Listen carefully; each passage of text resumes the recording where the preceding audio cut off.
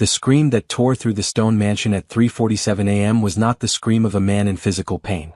It was something far more terrifying, the scream of a man who had looked into his bathroom mirror and seen a complete stranger staring back at him. Alexander Stone stood frozen, his hands gripping the marble sink so tightly his knuckles had turned white, staring at a face he couldn't recognize despite seeing it every day for 35 years. "Daddy?" The small voice came from behind him, followed by the patter of bare feet on cold tile. Emma Stone, all of 7 years old with her father's green eyes and her late mother's dark curls, appeared in the doorway wearing pink pajamas decorated with unicorns. Her face was streaked with tears, and her small hands trembled as she reached toward the man who was supposed to be her protector but now looked at her with the blank confusion of a stranger. "I'm sorry," Alexander whispered, his voice hoarse from screaming. "I'm so sorry, but I can't."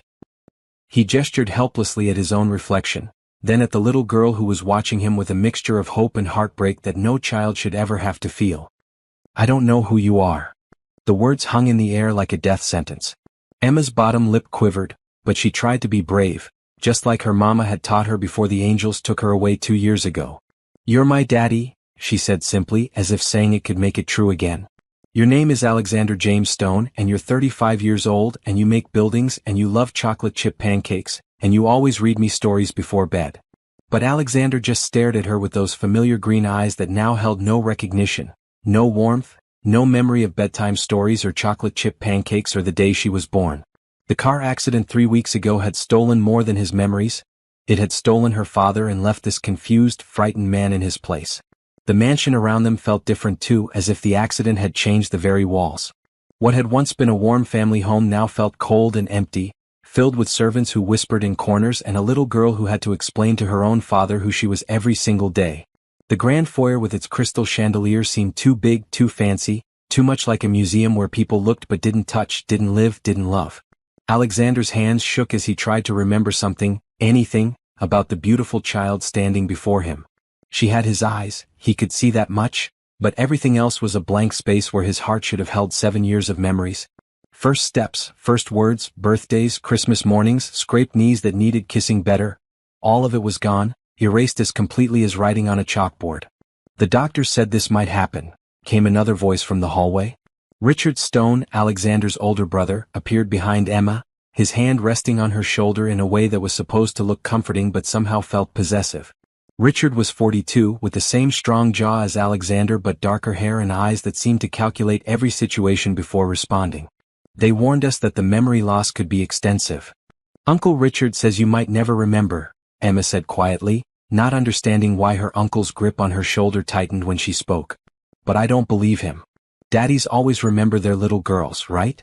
Alexander knelt down, bringing himself to Emma's eye level, even though looking at her felt like trying to remember a dream that kept slipping away. "I want to remember," he said honestly. "I want to remember you more than anything in this world, even if I can't remember what this world is supposed to mean to me." The truth was more complicated than either Emma or Alexander understood. The accident hadn't been random and Richard's concern wasn't entirely genuine. But those were secrets buried deeper than Alexander's lost memories, secrets that would take time and the right person to uncover. For now, there was only a man who couldn't remember being a father, a little girl who refused to give up on the daddy she loved, and a house full of shadows where a family was supposed to live. The stone empire that Alexander had built was now being managed by Richard, who assured everyone that he was only looking after his brother's interests. The servants took their orders from Richard now, and even Emma's bedtime routine had changed under his watchful eye. "We need help," Emma announced suddenly, with the decisive tone of someone far older than 7. "Daddy needs someone who knows how to fix broken memories." Richard's expression darkened slightly. "The doctors are doing everything they can, sweetheart.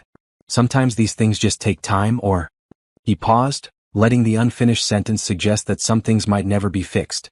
But Emma Stone was her father's daughter, even if he couldn't remember her, and she had inherited his determination along with his eyes.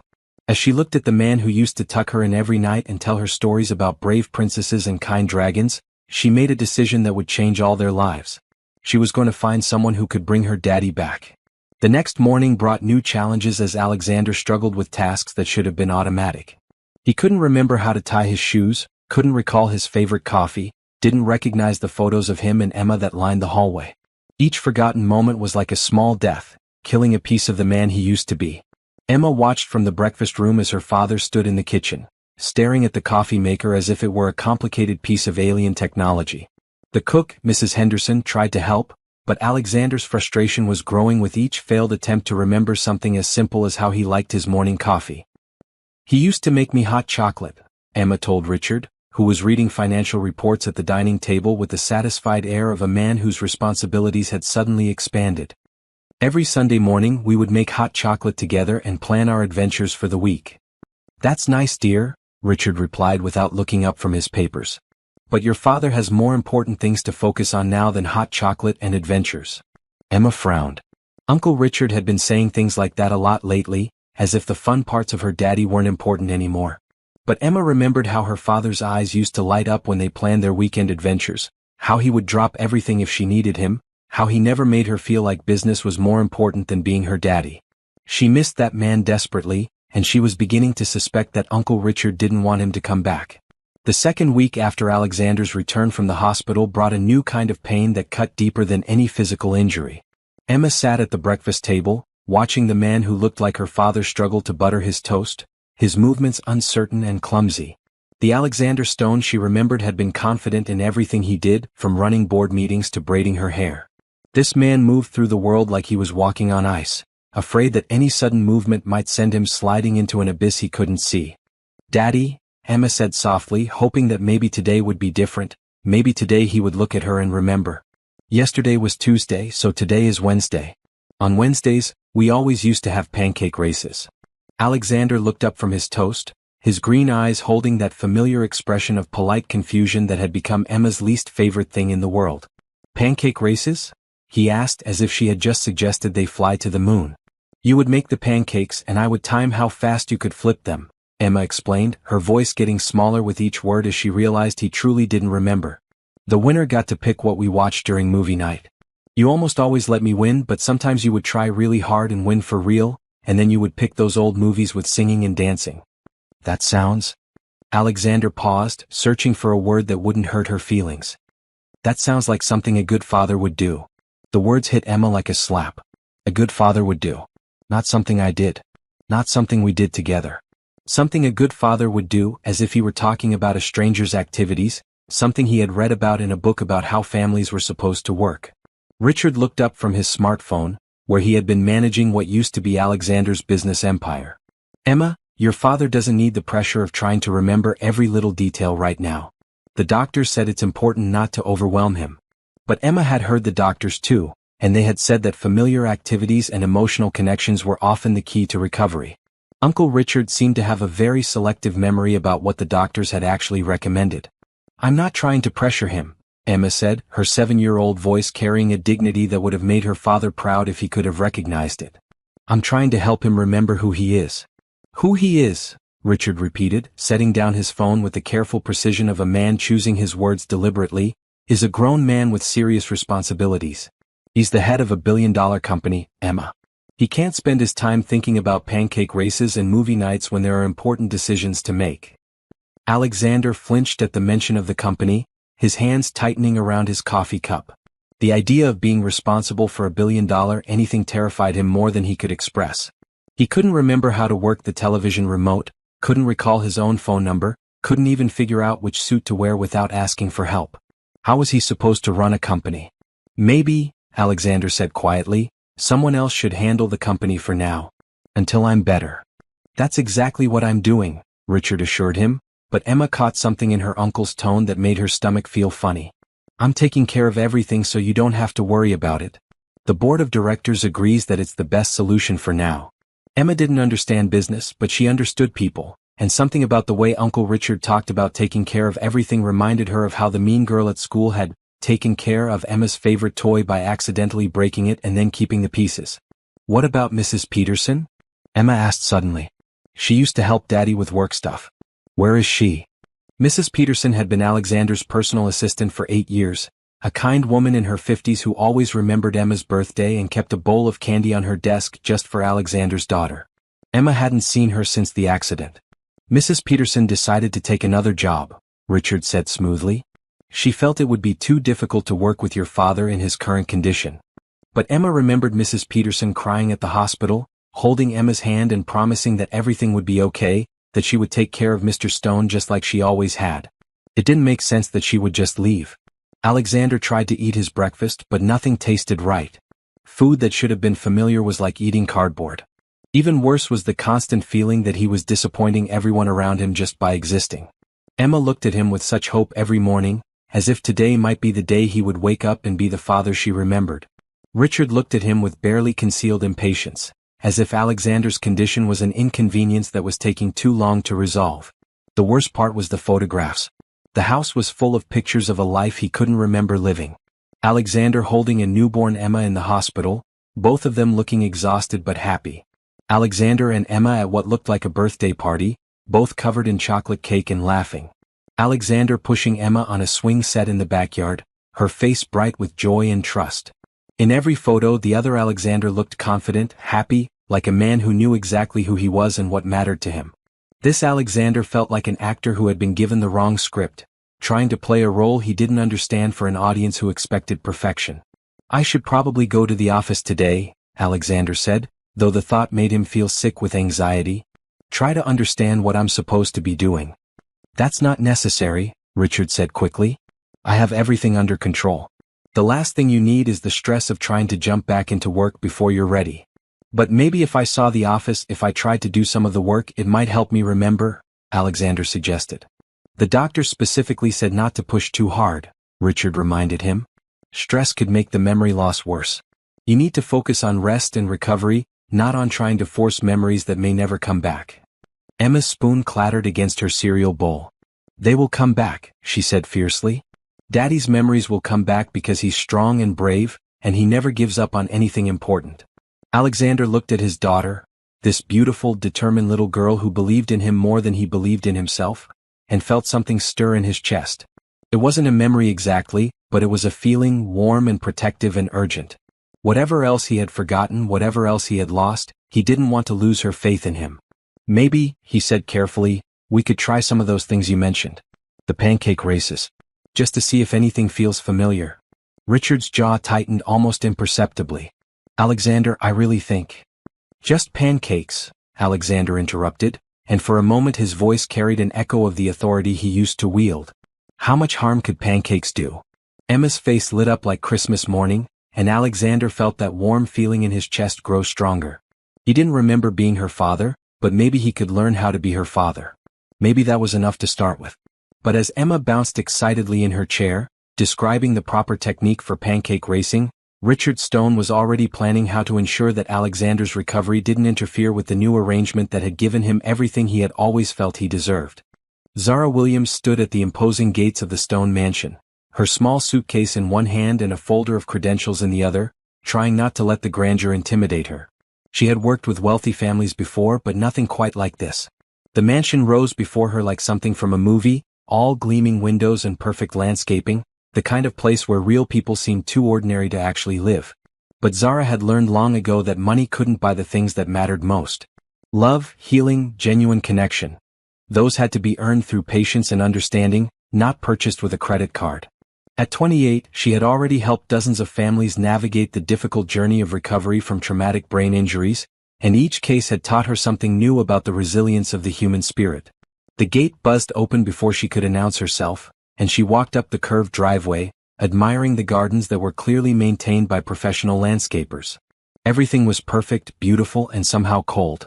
It reminded her of the fancy hotels where she had cleaned rooms during college, impressive to look at but not places where people really lived. The massive front door opened before she could knock, revealing a stern-faced man in an expensive suit who looked her up and down with barely concealed disapproval. Richard Stone, she assumed, though his greeting was anything but welcoming.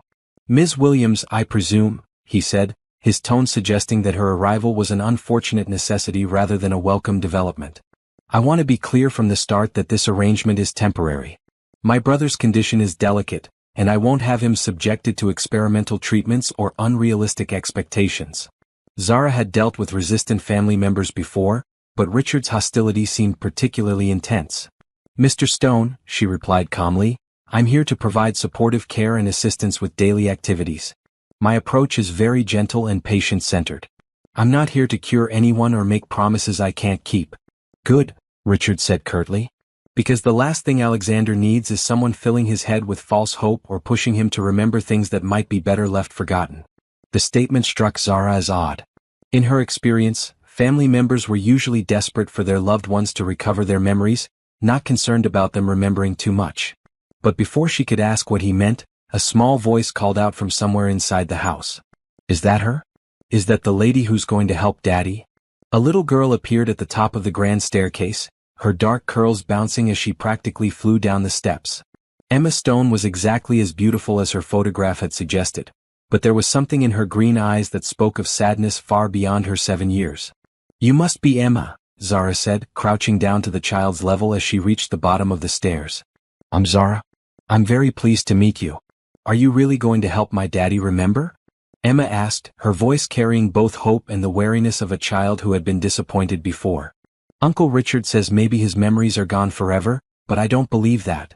Daddies don't forget their little girls, do they? Zara's heart ached for this brave little girl who was trying so hard to hold her world together. I'm going to do everything I can to help your daddy, she promised. Sometimes memories need a little extra help finding their way back home. Richard's expression darkened. Ms. Williams, I specifically requested that you not make unrealistic promises to the child. False hope is cruel. I didn't promise a cure, Mr. Stone, Zara replied evenly. I promised to help. There's a difference.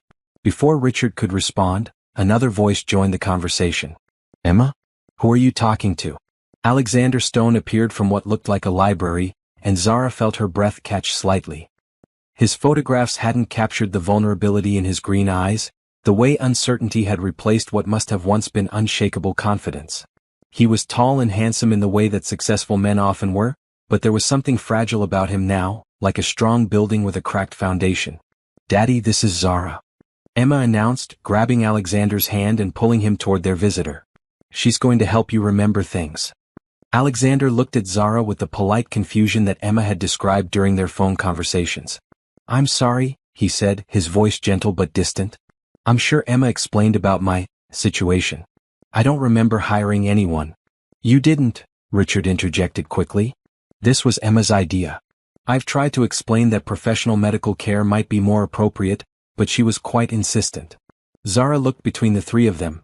The little girl whose eyes blazed with determination, the man whose own eyes held no recognition but something that might have been relief, and the brother whose body language screamed territorial protectiveness. The family dynamics were more complicated than she had initially understood. Mr. Stone, she said, addressing Alexander directly, I'm a trained caregiver who specializes in helping people who have experienced memory loss. I'm not a doctor and I can't perform miracles. But I can help with daily activities, provide emotional support, and create a structured environment that might encourage natural recovery. Alexander studied her face, and Zara had the strange feeling that even without his memories, he was still capable of reading people accurately. What does that mean exactly? What would you do? Simple things, Zara explained. Help establish routines that feel comfortable and safe. Work on basic skills that might trigger muscle memory.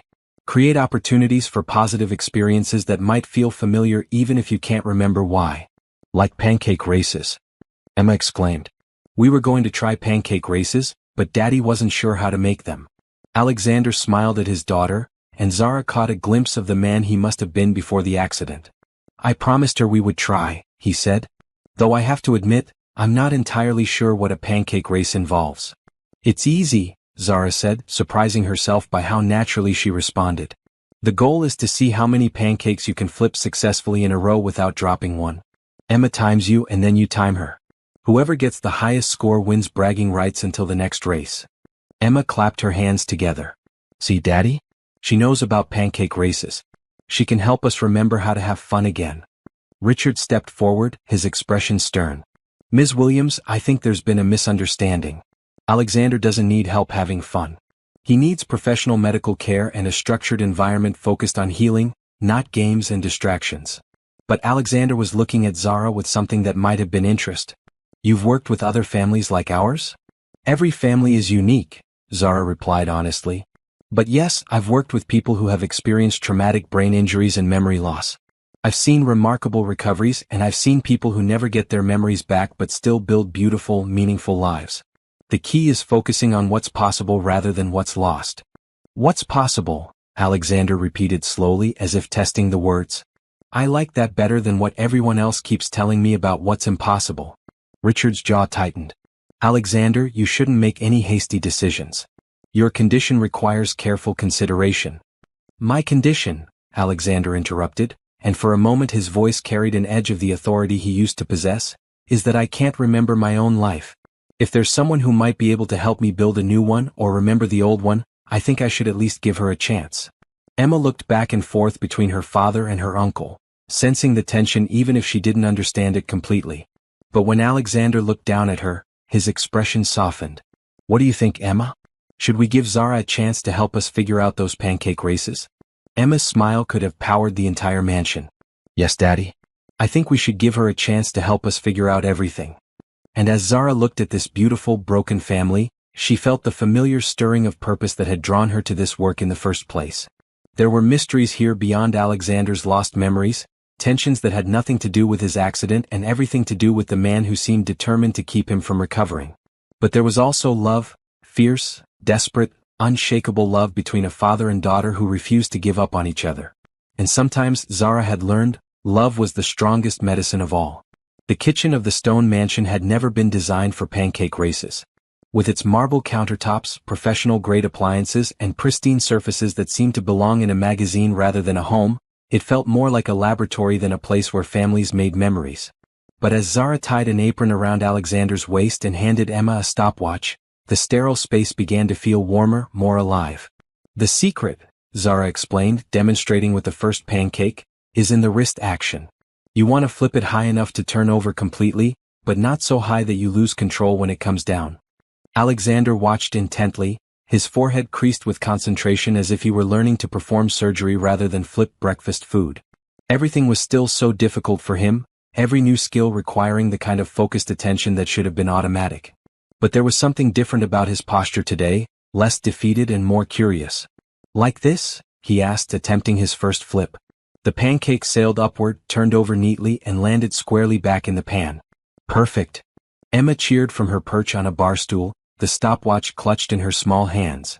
That was definitely perfect, Daddy. Alexander's face lit up with a smile that transformed his entire appearance. For just a moment, the worry lines around his eyes disappeared, and Zara caught a glimpse of the confident, joyful man he must have been before the accident. It was the first genuinely happy expression she had seen from him. It felt. Alexander paused, searching for the right words. It felt familiar. Not like I remembered doing it before, but like my hands knew what to do even if my brain didn't. That's muscle memory, Zara explained, pouring batter for the next pancake.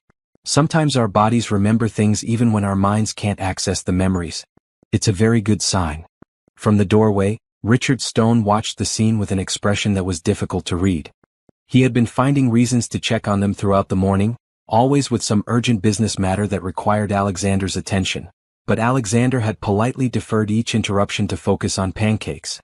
Alexander, Richard said now, I hate to interrupt, but the lawyers are waiting for your signature on some important documents. The Riverside project needs your approval before. Can it wait? Alexander asked, not taking his eyes off the pan. I'm learning something here. The lawyers are billing by the hour, Richard pressed. And these decisions really can't be delayed much longer. But Emma hopped down from her stool and positioned herself between her uncle and her father with the fierce protectiveness of a much older child.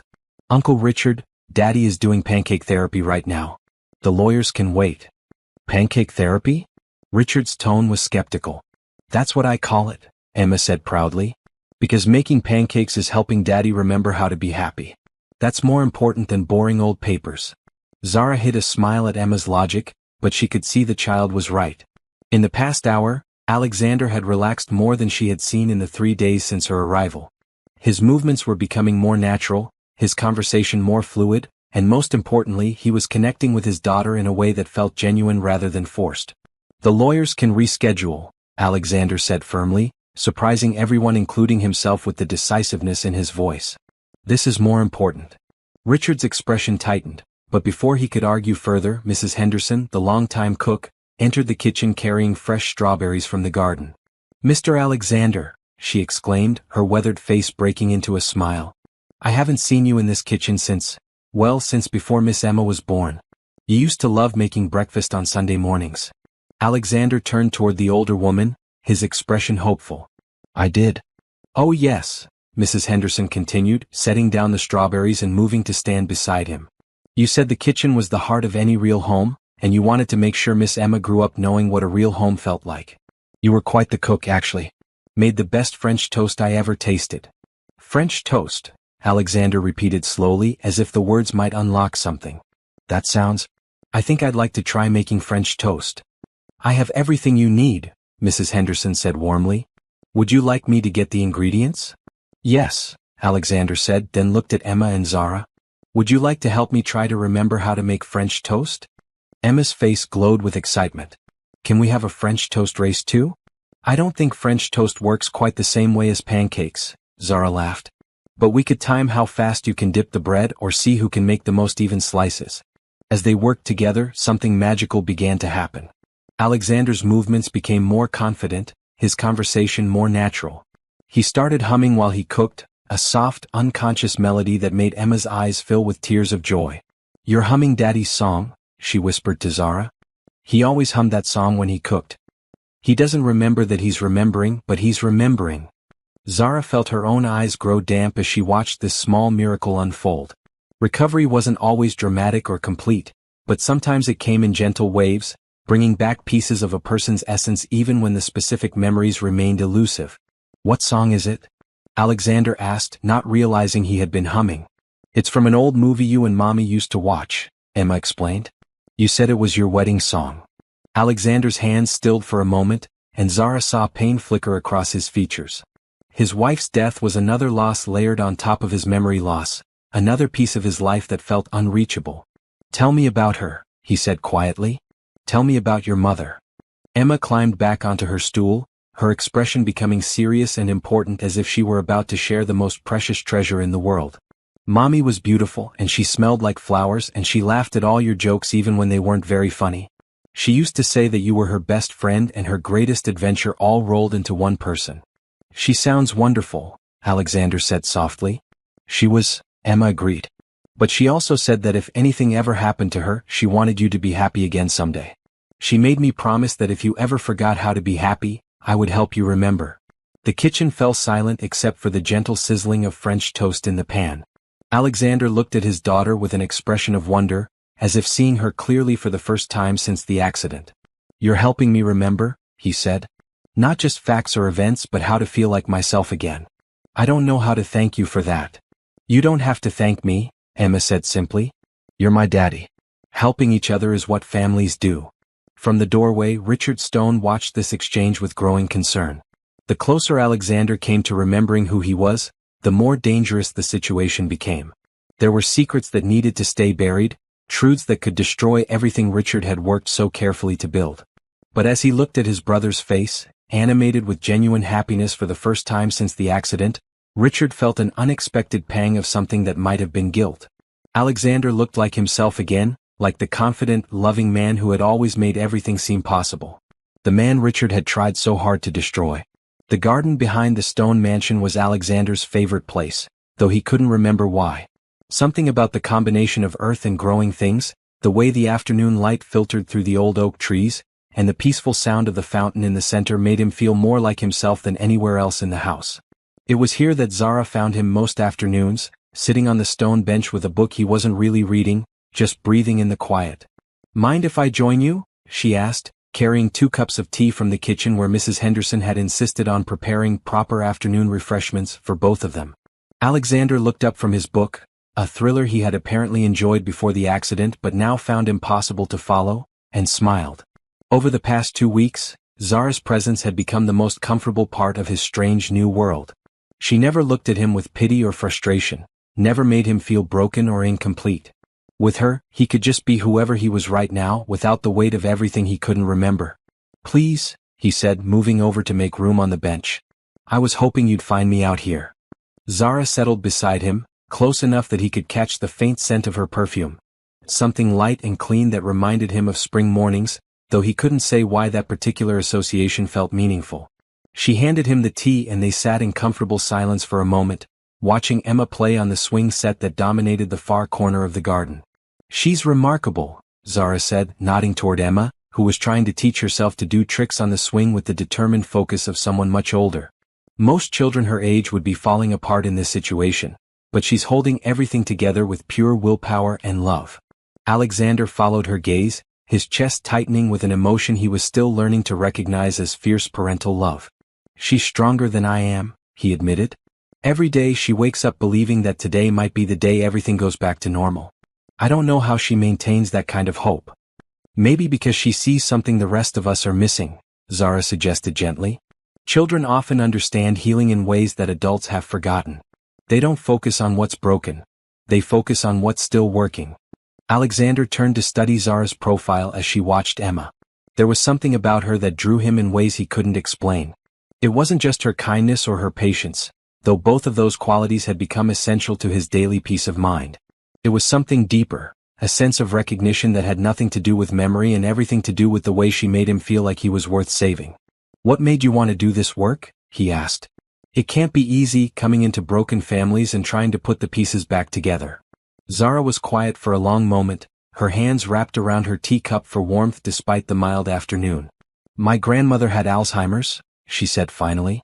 "I was 16 when she started forgetting things, and I watched my whole family struggle with how to love someone who couldn't remember loving them back. It was heartbreaking, but it also taught me that love isn't just about shared memories. It's about choosing to care for someone regardless of whether they can remember why they deserve it." "Did she get better?"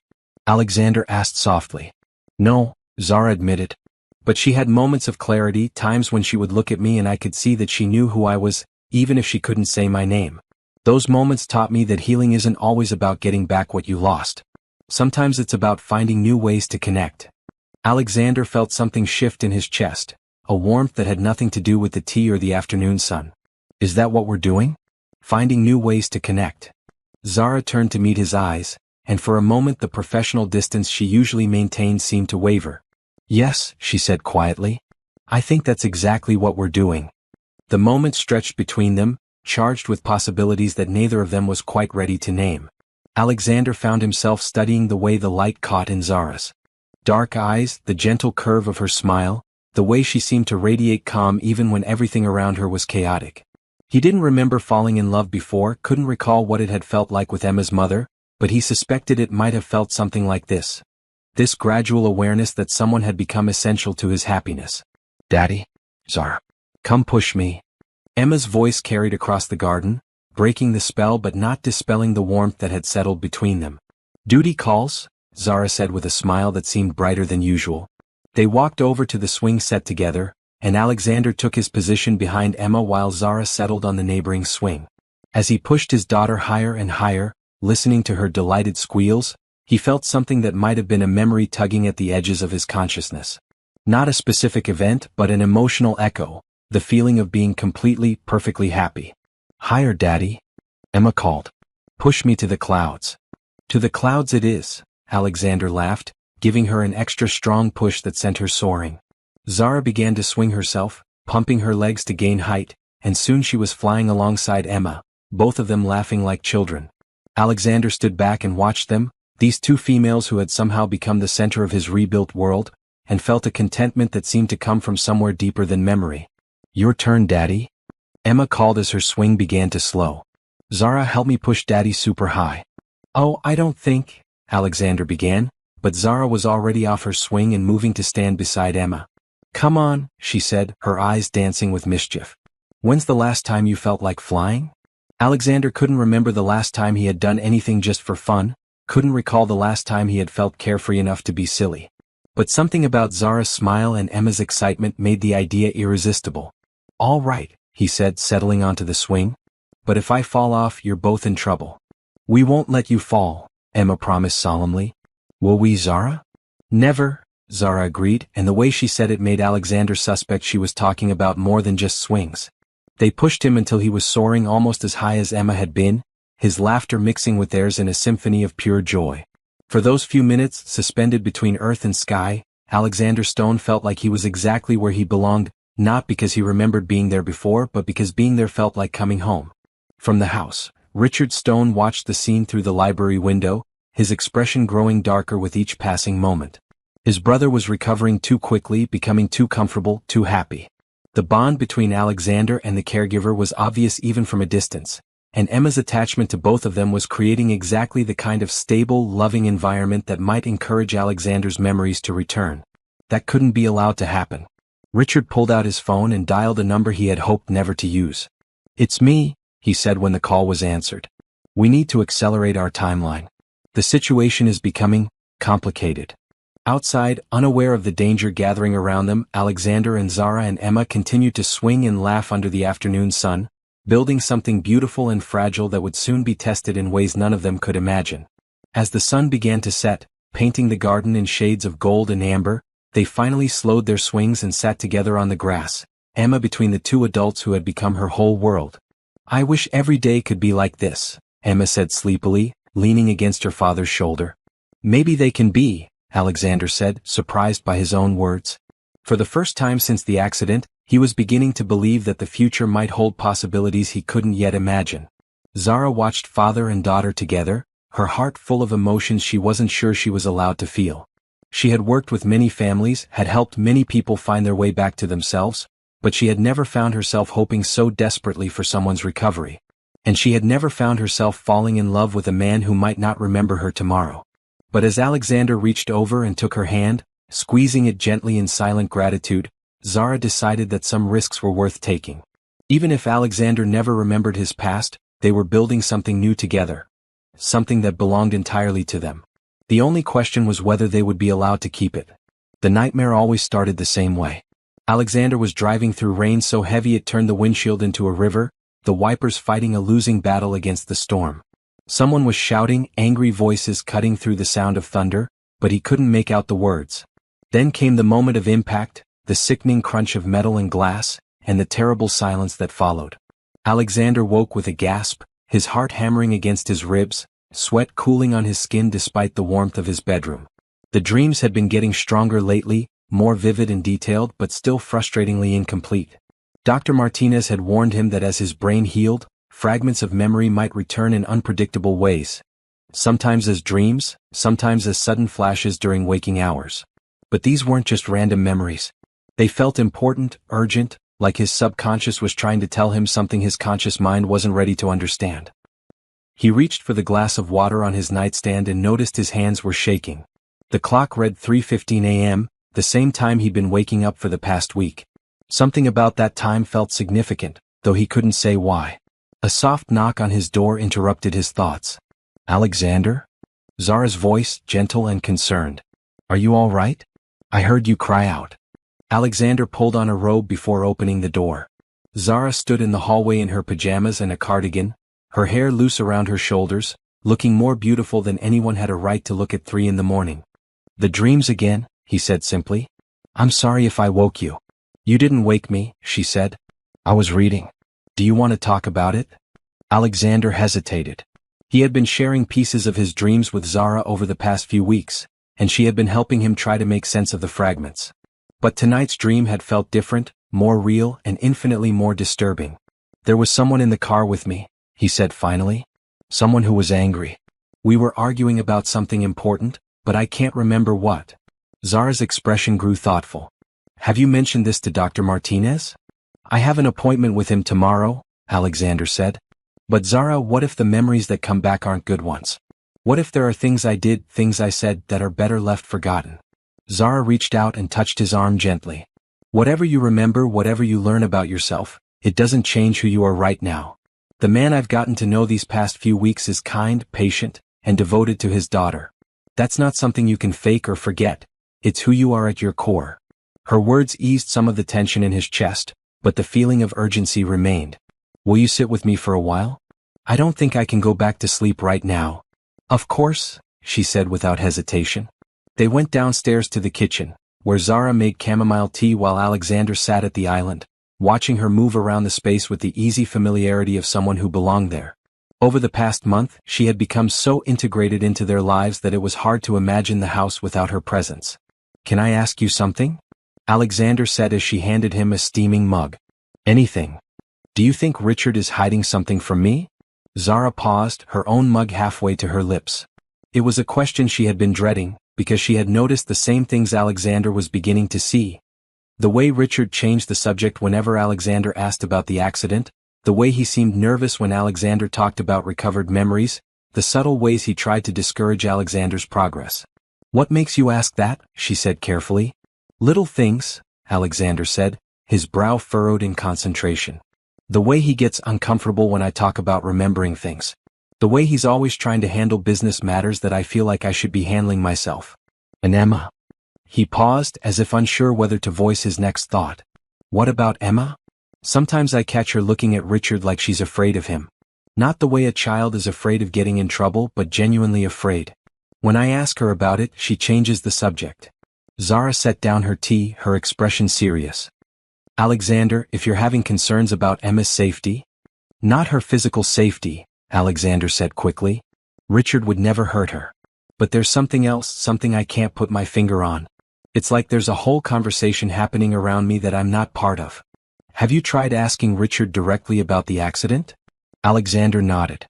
"Every time I bring it up, he says the same things.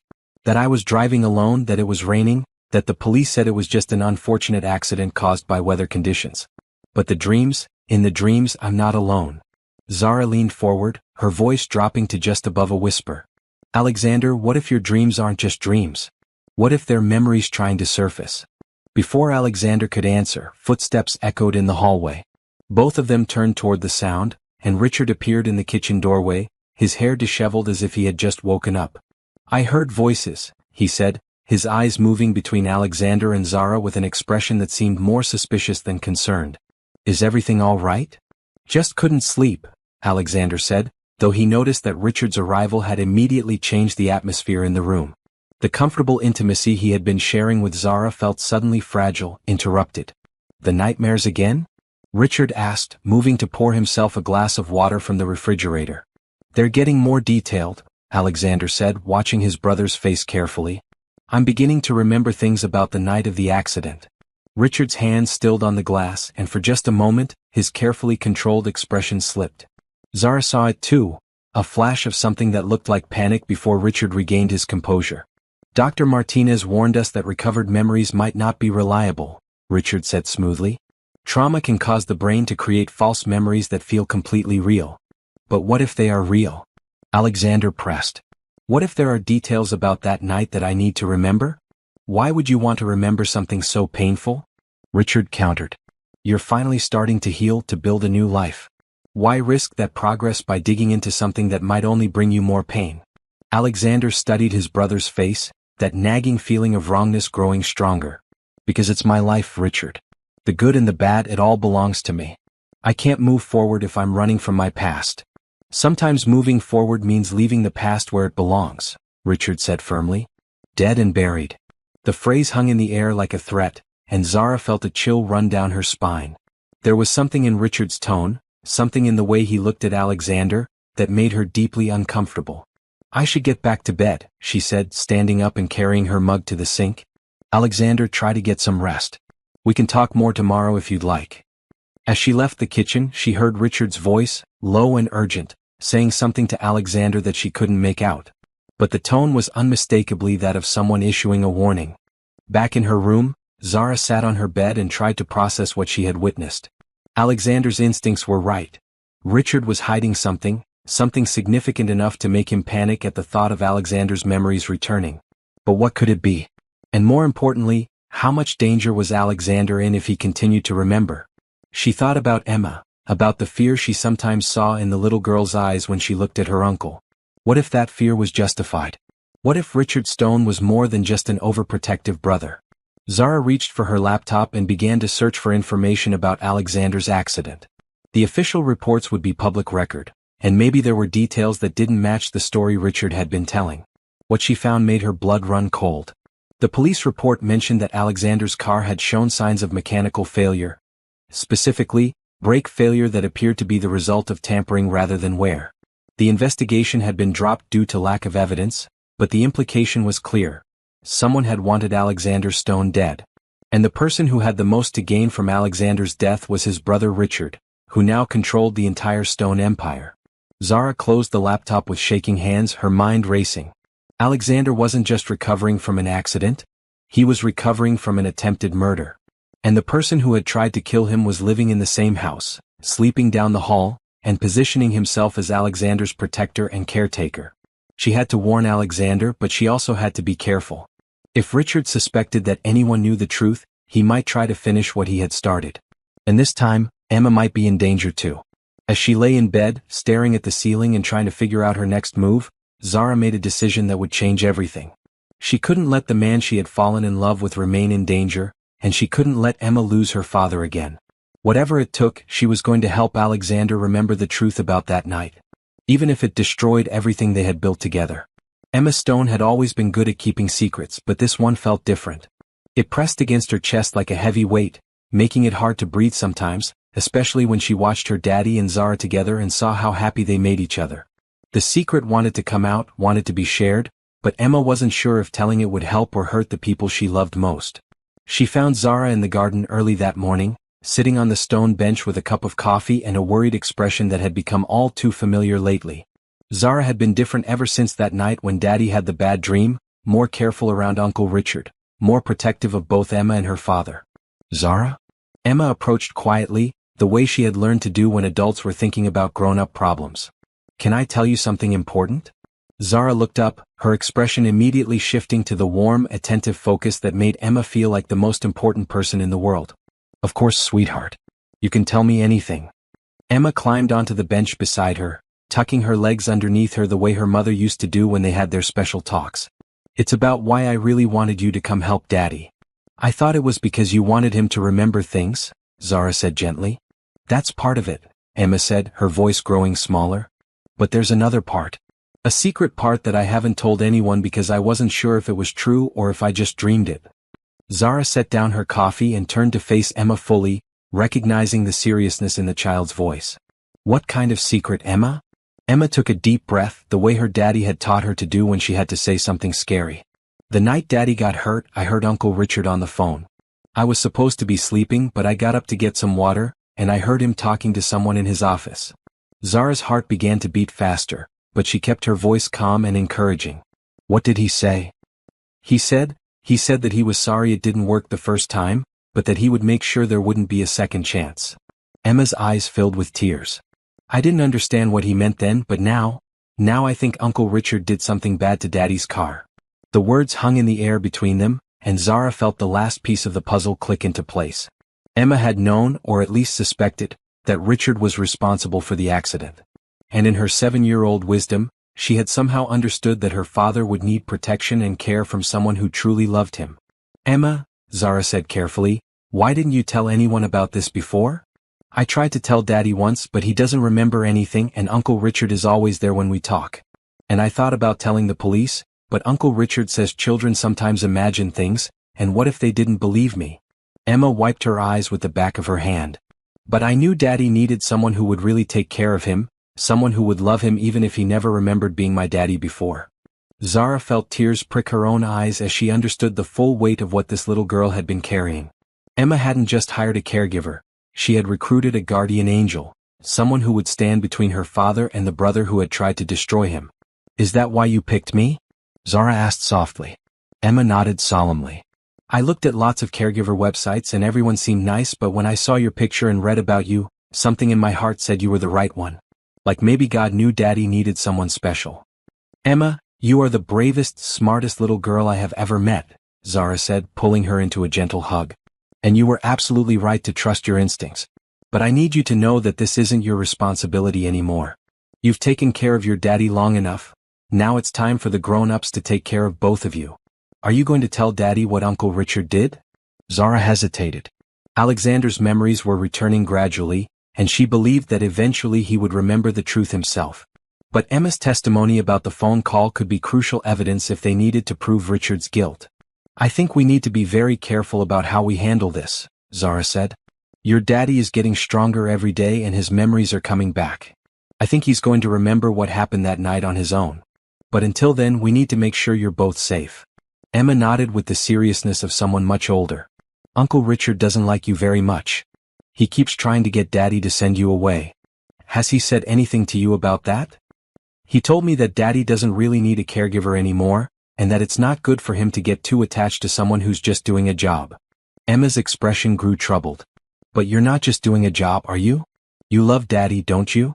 The question was asked with such innocent directness that Zara couldn't do anything but answer honestly. Yes, Emma. I love your daddy very much. And he loves you too. I can tell because he smiles different when you're around, like he used to smile when Mommy was alive. He's happy again, really happy, not just pretending happy. Tears rolled down Zara's cheeks as she thought about how much this child had endured, how much she had observed and understood while the adults around her struggled with their own problems. Emma, I need to ask you something very important. If your daddy asked me to marry him, how would you feel about that? Emma's face lit up like Christmas morning. You mean you would stay forever? You would be my new mommy and we would be a real family again? If that's what you wanted, Zara said softly. If that's what would make you happy. It would make me the happiest girl in the whole world, Emma said, throwing her arms around Zara's neck. I love you too, Zara. I loved you from the very first day because you made Daddy laugh, really laugh, for the first time since the accident. They held each other in the morning sunlight, this woman and child who had found each other across impossible circumstances and discovered that sometimes the most important families are the ones you choose rather than the ones you're born into. There's one more thing, Emma said as they finally separated. I've been saving my allowance money and I have almost $200. I want to give it to you so you can buy a really pretty wedding dress when Daddy asks you to marry him. Zara laughed through her tears.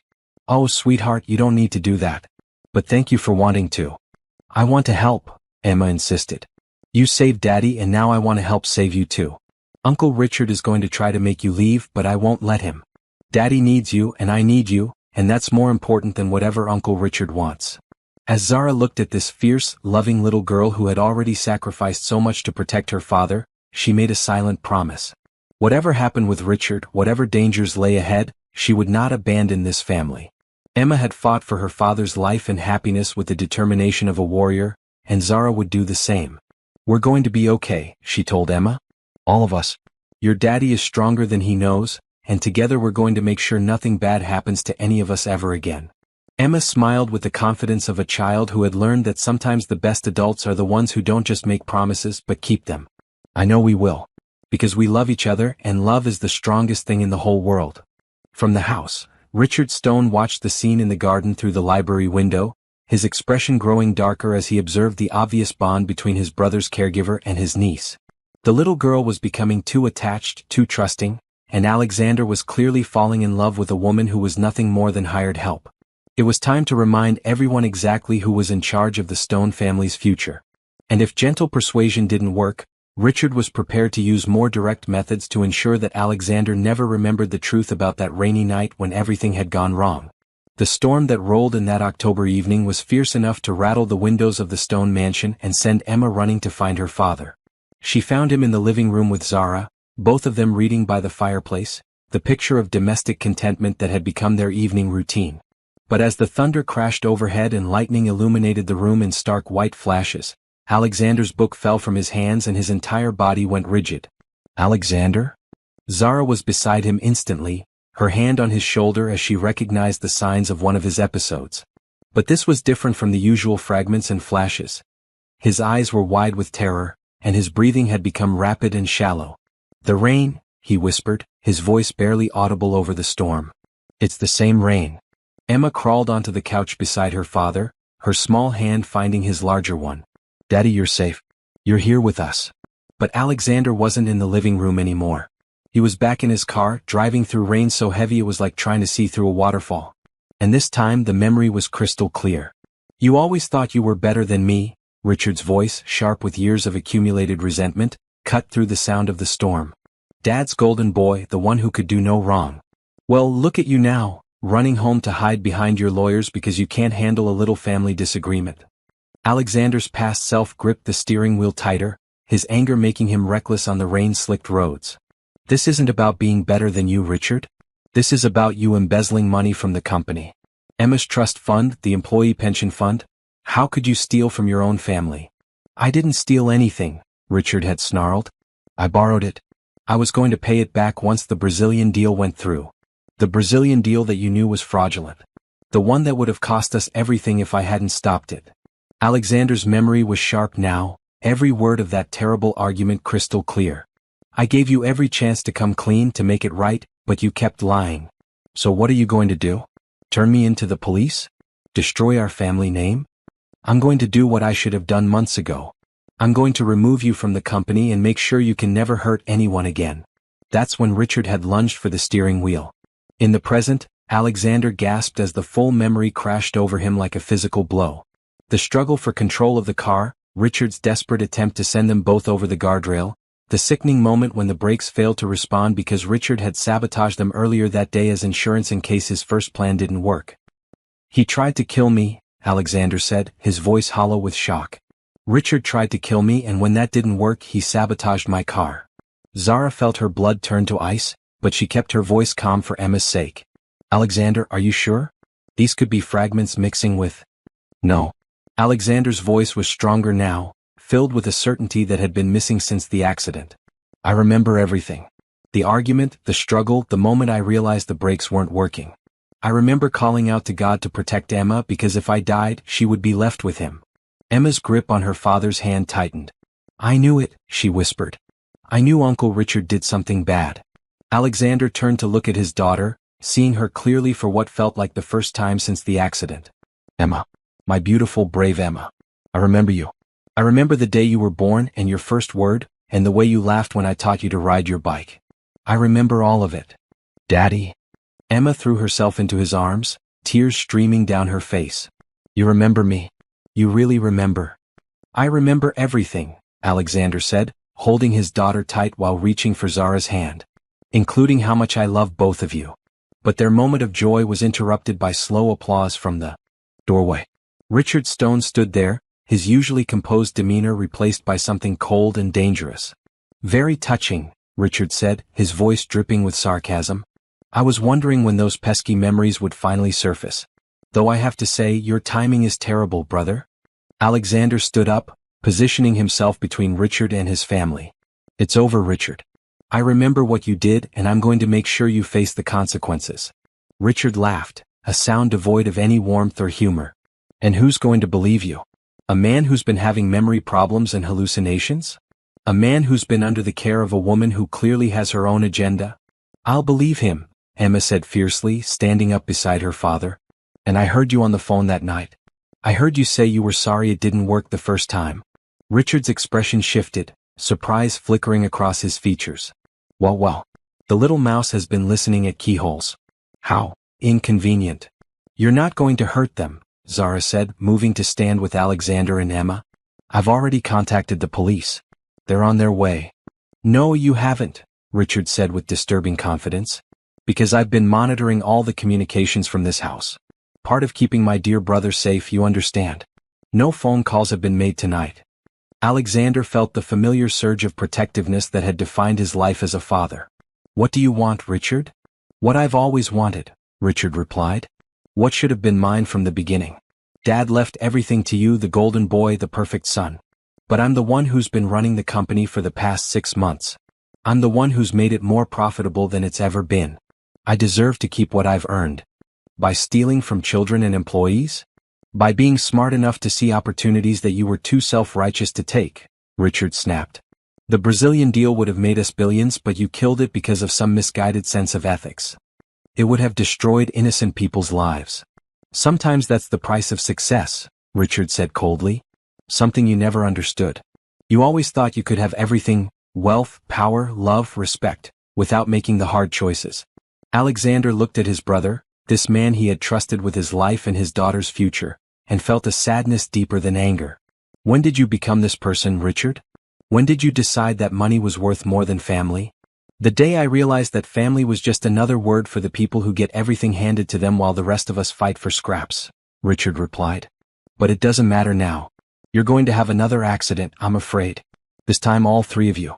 A terrible tragedy, the grieving widower and his daughter and their devoted caregiver, lost in a house fire on a stormy night. You can't be serious, Zara breathed. I'm completely serious, Richard said, pulling out what looked like a small device. The beauty of modern technology is that you can start a fire from anywhere in the house with the right equipment. By the time the fire department gets here, it will be too late to save anyone. Emma stepped forward, her small chin raised with defiance that made her look startlingly like her father. "Uncle Richard, you don't want to hurt us. You're just scared and angry, but you're not really bad. Mommy always said there was good in everyone." For a moment, Richard's expression softened, and Alexander saw a glimpse of the brother he had grown up with, the one who had taught him to ride a bike and helped him with his homework. But then the coldness returned, harder than before.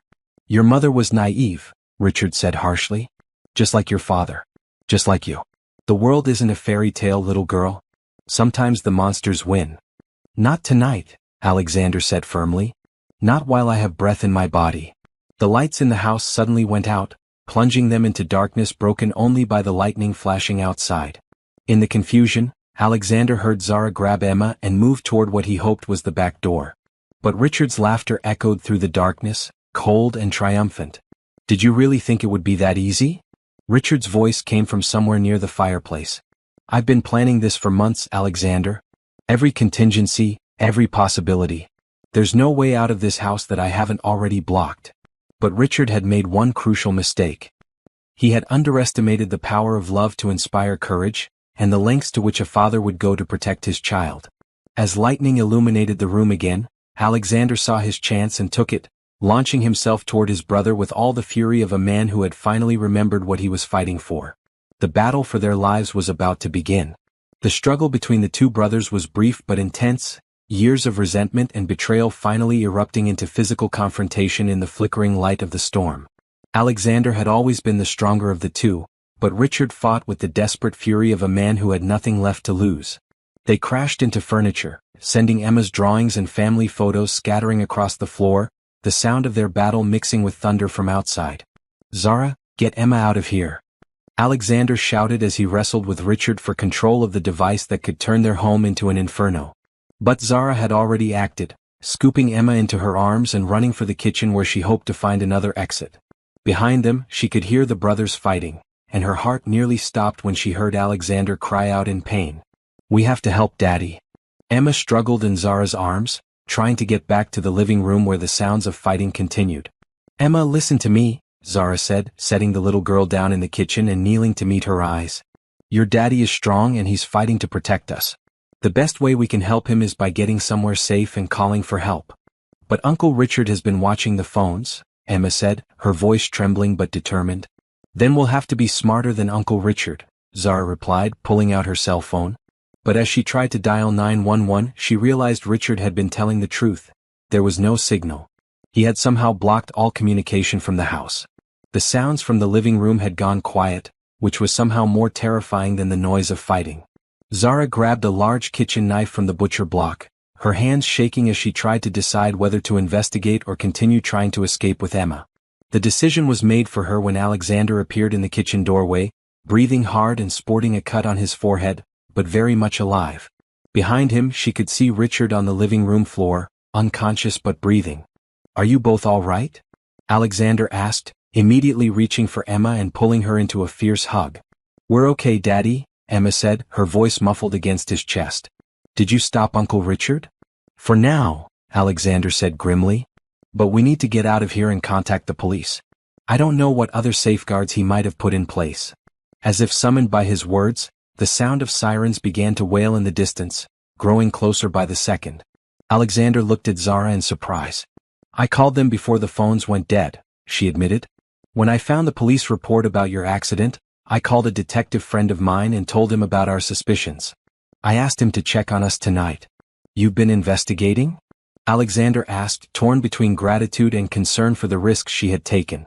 "I've been protecting my family," Zara said simply, and the way she said, "my family," made Alexander's heart swell with emotions that had nothing to do with recovered memories and everything to do with the love he felt right now in this moment. The front door burst open, and Detective Maria Santos entered with several uniformed officers, their weapons drawn and their movements precise and professional. "Mr. Stone?" Detective Santos called out. "We received a call about a possible domestic disturbance." "In here," Alexander replied, still holding Emma tight. "My brother is unconscious in the living room. He attempted to murder me 6 months ago, and tonight he tried to kill all 3 of us."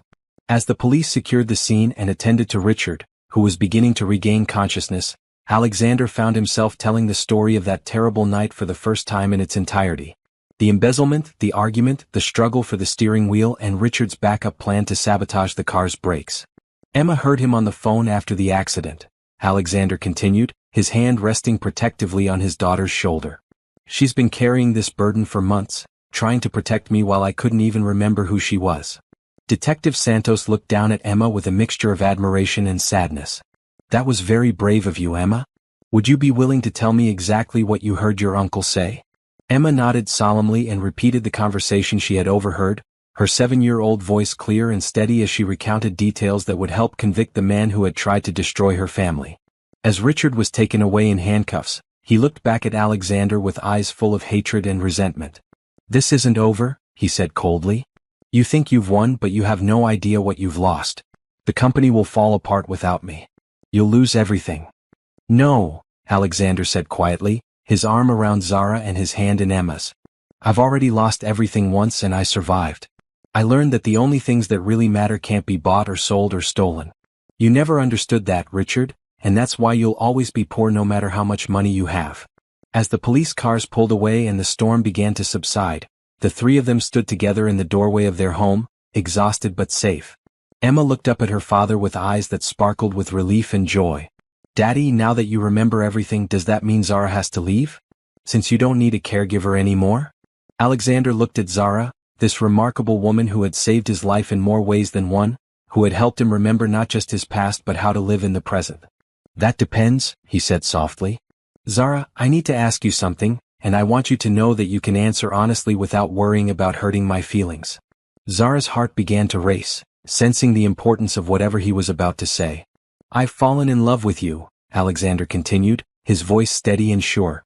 Not because you helped me remember who I used to be, but because you helped me discover who I want to be. I love your kindness, your strength, your courage, and the way you make Emma laugh. I love the way you make our house feel like a home. Tears began to roll down Zara's cheeks as she realized what he was leading up to. I know this is complicated, Alexander went on. I know there are professional boundaries and ethical considerations, and I know you might not feel the same way about me. But I have to tell you the truth, I don't want you to leave. I want you to stay forever, not as our caregiver, but as my wife and Emma's mother, if you'll have us. Emma grabbed Zara's hand with both of her small ones. Please say yes, she whispered. Please stay and be our family. Zara looked at these two people who had become the center of her world, this man who had shown her what it meant to love someone completely, and this little girl who had taught her that sometimes the most important job in the world is simply loving someone enough to fight for them. Yes, she said, her voice breaking with emotion. Yes to all of it. I love you both more than I ever thought it was possible to love anyone. Alexander pulled her into his arms and kissed her with 6 months' worth of suppressed longing and newfound hope, while Emma cheered and danced around them in the hallway of their home. They had survived Richard's betrayal, Alexander's memory loss, and the long journey back to each other. Now they were ready to begin the next chapter of their lives, built on a foundation of love that was stronger than memory, deeper than blood, and more enduring than any storm. 6 months later, the stone mansion looked entirely different. Gone were the cold, museum-like perfection and sterile grandeur that had characterized Richard's management of the household. In their place was the warm chaos of a real family home, Emma's artwork covering the refrigerator, Zara's medical journals scattered across the kitchen island where she studied for her nursing degree, Alexander's business papers mixed with wedding planning magazines on his desk. The garden had been transformed as well. What had once been a showcase of professional landscaping was now a place where Emma's swing set held center stage, where Zara had planted a vegetable garden that produced tomatoes and herbs for their family dinners, and where Alexander had built a gazebo as a surprise for his bride-to-be. It was in that gazebo, on a warm spring morning when the roses were in full bloom and Emma was at school, that Alexander finally asked the question he had been planning for weeks. Zara Williams, he said, dropping to one knee with a ring box in his hands, you saved my life in every way that matters. You brought me back to myself, you gave me back my daughter, and you taught me that love is the only thing that makes any of this worthwhile. Will you marry me? The ring was beautiful but simple, a classic solitaire that spoke of elegance rather than ostentation, chosen because Alexander had remembered Zara's comment that the most meaningful things in life were often the simplest ones. Alexander Stone, Zara replied, tears streaming down her face as she looked at this man who had become her everything. You gave me a family when I thought I would always be alone. You showed me that love doesn't always follow the rules, and that sometimes the most beautiful things come from the most unexpected places. Yes, I will marry you. Today, tomorrow, always. As he slipped the ring onto her finger, Alexander felt the last piece of his recovered life click into place. He was whole again, not because his memories had returned, but because he had learned that being whole had nothing to do with remembering the past and everything to do with choosing to build a future with the people you love. Emma's reaction to the engagement was everything they could have hoped for and more. When they picked her up from school that afternoon and shared their news, she squealed with delight and immediately began planning what she would wear as the flower girl, what flowers would look prettiest in Zara's bouquet, and whether they could have chocolate cake instead of traditional wedding cake. "Can I call you Mom now?" Emma asked as they sat around the dinner table that night, her small face glowing with happiness. "If you want to," Zara said softly. "But I want you to know that calling me Mom doesn't mean you're forgetting your first mommy. She will always be part of your heart, and that's exactly as it should be." "I know," Emma said with the wisdom of a child who had learned early that love multiplies rather than divides. "But I think she would be happy that Daddy found someone who loves us as much as she did." The wedding planning was a joyful whirlwind that brought out the best in all of them. Alexander discovered that he enjoyed the details and logistics, throwing himself into finding the perfect venue and coordinating vendors with the same attention to detail he brought to his business ventures. Zara found herself overwhelmed by the generosity of Mrs. Henderson and the other household staff, who insisted on helping with everything from menu planning to decoration selection. And Emma appointed herself the chief creative consultant, with ideas and opinions about every aspect of the celebration. They decided on a small ceremony in the garden where they had first begun to fall in love, surrounded by the people who mattered most to them. Dr. Martinez would be there, along with Detective Santos, who had become a family friend during Richard's prosecution. Mrs. Henderson would cater the reception, and Emma had personally designed the invitations with help from her art teacher at school. The only shadow over their happiness was Richard's trial, which had been delayed several times as his lawyers attempted various legal maneuvers. But Alexander had made peace with the fact that justice would take its own time, and he refused to let his brother's continued presence in their lives diminish the joy of building something new and beautiful. "He took 6 months of my life," Alexander said to Zara one evening as they walked through the garden, discussing the upcoming trial. "I'm not going to let him take one more day of our happiness." Richard's conviction, when it finally came, was swift and comprehensive. The evidence was overwhelming, not just Emma's testimony and Alexander's recovered memories, but a paper trail of embezzlement and fraud that Detective Santos and the FBI had uncovered during their investigation. He was sentenced to 25 years in prison with no possibility of parole for 15 years. Alexander felt no satisfaction in his brother's downfall, only a deep sadness for the man Richard had chosen to become and relief that Emma would never have to fear him again. The wedding day dawned clear and beautiful, with the kind of perfect spring weather that seemed designed for new beginnings. Zara had chosen a simple white dress that emphasized her natural beauty rather than competing with it, and Alexander wore a navy suit that brought out the green of his eyes, the same eyes that Emma had inherited, and that had been the first thing Zara had noticed about both of them. Emma walked down the garden path ahead of Zara, scattering rose petals with the serious concentration of someone performing the most important job in the world. She wore a pale pink dress that she had chosen herself, and in her hair was a small clip that had belonged to her first mother. A gesture that brought tears to Alexander's eyes and confirmed that he was marrying exactly the right woman. When Zara appeared at the end of the path, Alexander felt his breath catch. She was beautiful, but more than that, she was radiant with the kind of happiness that comes from being exactly where you belong with exactly the right people. The ceremony was officiated by the pastor from Emma's school, who had counseled the family through some of their darkest days and was honored to celebrate their new beginning. As Alexander and Zara exchanged vows they had written themselves, promising to love each other through memory and forgetting, through easy days and difficult ones, through whatever challenges life might bring, there wasn't a dry eye among their guests. "I promise," Alexander said, his voice strong and clear, "to love you not just for who you were when you found us, but for who you become as we grow together. I promise to choose you every day in big ways and small ones, for all the days of my life." "I promise," Zara replied, her hands steady in his as she spoke the words that would bind them together, "to stand with you and Emma as we build something beautiful from the broken pieces of the past. I promise to love you both fiercely and forever, and to never forget that the best families are the ones we choose to create together."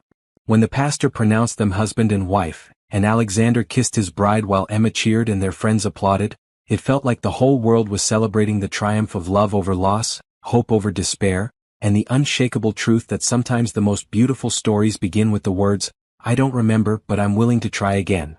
The reception lasted until well after sunset, filled with laughter and dancing and the kind of joy that comes from witnessing something truly beautiful. Emma danced with her new parents, with Mrs. Henderson, and with Detective Santos, who turned out to be surprisingly graceful for such a serious person. Alexander and Zara barely left each other's sides, moving through their celebration in the bubble of happiness that surrounds people who have found their perfect match. As the evening wound down and their guests began to leave, the three of them sat together on the garden swing that had been the site of so many important conversations. Emma was curled up between her parents, fighting sleep but not wanting the perfect day to end. "Are we really going to live happily ever after?" she asked drowsily. "We're going to work at it every day," Alexander said, his arm around his wife and his daughter. "Happily ever after isn't something that just happens. It's something you build, one day at a time, with people who love you enough to stay even when things get difficult." "Like Zara stayed when you couldn't remember anything," Emma said. "Exactly like that," Zara agreed, pressing a kiss to the top of Emma's head. "And like you stayed brave and strong even when you were scared. We're a team now, the three of us, and teams take care of each other." As Emma finally gave in to sleep and Alexander carried her up to her room, Zara remained in the garden for a moment, looking up at the stars and marveling at the journey that had brought her to this moment. A year ago, she had been a single woman with a meaningful career but an empty personal life. Tonight, she was Mrs. Alexander Stone, stepmother to the most remarkable little girl in the world, and married to a man who had shown her that love really could conquer anything. When Alexander returned from tucking Emma into bed, he found Zara still sitting on the swing, her wedding dress spread around her like a fairy tale princess. "No regrets?" he asked, settling beside her and taking her hand. "Only one," Zara said with a smile that made his heart skip a beat. "What's that?" "I regret that we can't do it all over again tomorrow," she said, laughing as he pulled her into his arms. "Well," Alexander said, spinning her around in the moonlight while she laughed with pure joy, "we have the rest of our lives to keep falling in love with each other. That's almost as good as doing it all over again." And as they danced together in their garden, surrounded by the roses and the dreams they had planted together, Alexander Stone knew that his memory had given him the greatest gift of all, not the ability to remember his past, but the wisdom to recognize his future when he found it. Some love stories begin with love at first sight. Others begin with friendship that grows into something deeper. But the most beautiful love stories of all begin with two broken people who choose to heal together, creating something stronger and more precious than either of them could have built alone. Alexander and Zara and Emma Stone lived happily ever after, not because their life was perfect, but because they had learned that perfect families aren't born. They're made, one day at a time, by people who refuse to give up on each other. And sometimes, when the moon was full and the roses were blooming, neighbors reported seeing a family of three dancing in their garden, laughing like people who had discovered the secret to true happiness and decided to share it with the world through the simple act of loving each other completely.